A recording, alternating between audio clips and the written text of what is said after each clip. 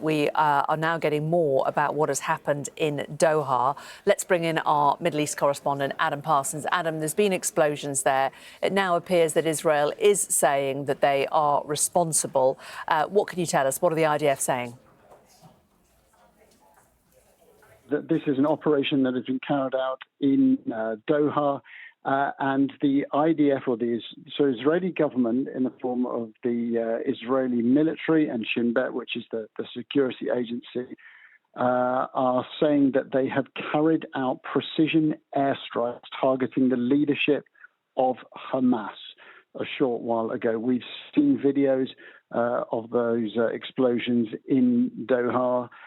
And I'm going to read out to you the statement they put out is from their statement in Arabic, but just to translate it, they're saying the Hamas leaders who were targeted have led Hamas's terrorist activities for years and bear direct responsibility for the October 7th massacre, and they say for waging the war against Israel.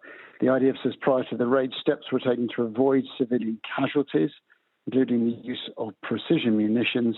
And they say the IDF and Shin Bet will continue to determine who is responsible for the October 7th massacre. So if we just unpick that, this is clearly a huge moment for Israel to attack another nation's territory. It raises a huge question about the communications that would have happened between Qatar and Israel in the run-up to this attack. It is hard to believe that Qatar would have allowed this attack to happen. This is also within, just over 24 hours since an attack here in Jerusalem that killed 6 civilians carried out by 2 gunmen. And this morning, the armed wing of Hamas claimed responsibility for that attack. So was this reprisal from Israel in following on from that? And then further, who has been targeted? Have they been killed?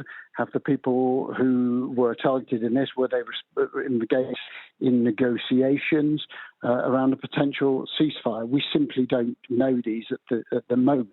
Adam, but by any standards, this is a pretty huge moment in this conflict. It certainly is, Adam, and I was just going to put that point to you. I mean, the fact that we know about it, the fact that Israel have said that they were responsible for it, does that suggest to you that it has been successful? I wonder if this was an unsuccessful assassination attempt, whether Israel would have been quite so quick to confirm it was them.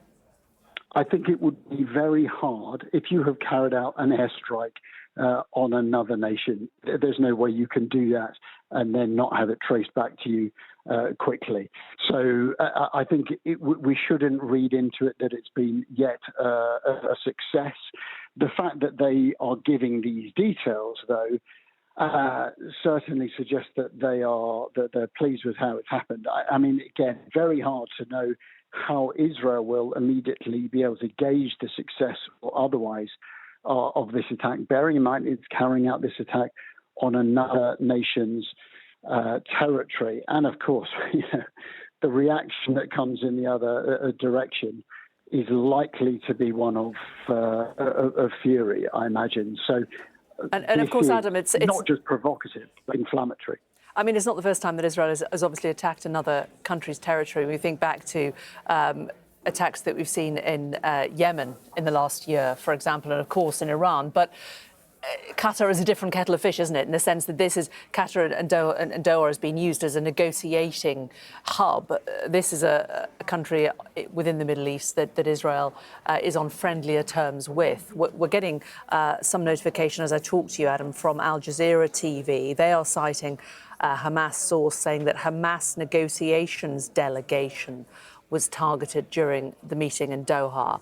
So if this is the case, that it is negotiators that have been targeted here, Adam, this also raises another question, doesn't it? Because, if you're hoping to get any kind of peace in Gaza and in between Israel and Hamas, these are the people that would be carrying out these kind of negotiations, one would assume.